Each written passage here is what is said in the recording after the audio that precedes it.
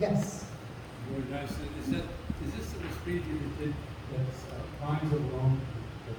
Yes, this is the same exact composer. And does this put you in mind of some of the French impressionists like Chabrier and Claude Debussy and others? Are they the same school or not? No, so not exactly. So Respighi is actually an Italian composer, while Debussy was more like a French composer. The funny thing about Debussy is his preludes, he very much so did a lot of these things where it's supposed to be like an image or like a scenery that he was trying to portray. But he hated being called an impressionistic composer, even though like he is the staple of what we would consider an impressionistic composer. But he hated it in his time. But yeah, no, they didn't go to the same school, but obviously for a lot of the composers, they kind of wrote off each other and went, wow, that's a cool idea, maybe I could do that and figure out something else with it. But yeah, wonderful, thank you. Anybody else? Yeah, so we'll come to you after.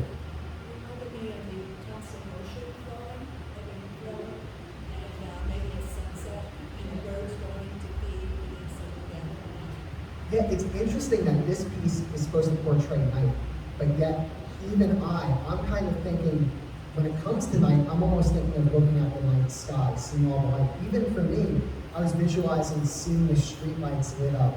It was always focusing on light rather than darkness for me. But yes, no, it definitely had like a nice ocean feel to it in the movie as well. Do you still have a question? Yes. Awesome. Although that kind of lit there. So my question is, where do you go while you write? What's happening in here? You can see like kind of smiling, or, you know, like you're feeling something. You're in it. Yes, for sure. So it will be somewhat a long answer. So before I went to school, I would say I would let my fingers do all the work. And basically I wasn't engaging my heart, my mind, everything, maybe my soul with the music I was playing. And really the fear of doing that is if you get lost at anywhere along the way, you have no idea where to go. You're just like lost at sea. So when I went to school, one of the first things that I learned was to really engage your mind. So some of this would be where the phrase wanted to take you. That means your mind is always being stimulated, you're always being focused on what you want to do. Then I met a composer kind of the second half of my days at university, and he was very much into making things into a story. So if it's a really, really complicated piece, you want you to come up with stories that you can engage it, you've got images that help you on what you want to try and portray during it. Anything that can keep your mind stimulated, because our brain can only focus for so long. And as you can see, I have to be focusing constantly throughout all day.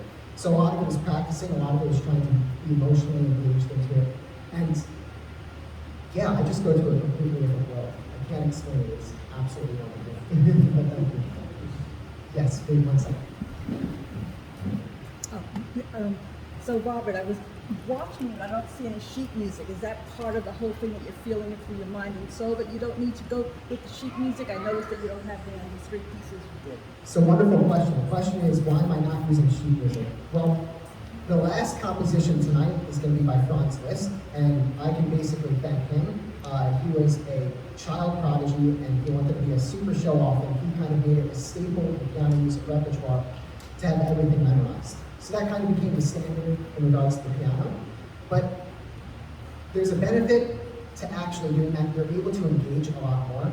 The other thing is I'm constantly using my 2 hands, so there's never a good point to turn a page at any point. Like the piece that I just played for you is probably 6 pages long, if I were to guess.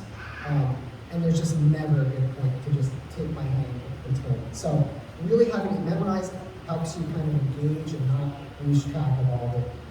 And also, once you have the notes in your head, then it's like, it's fine. You know?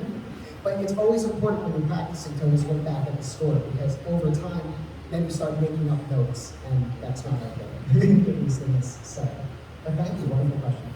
Anybody else?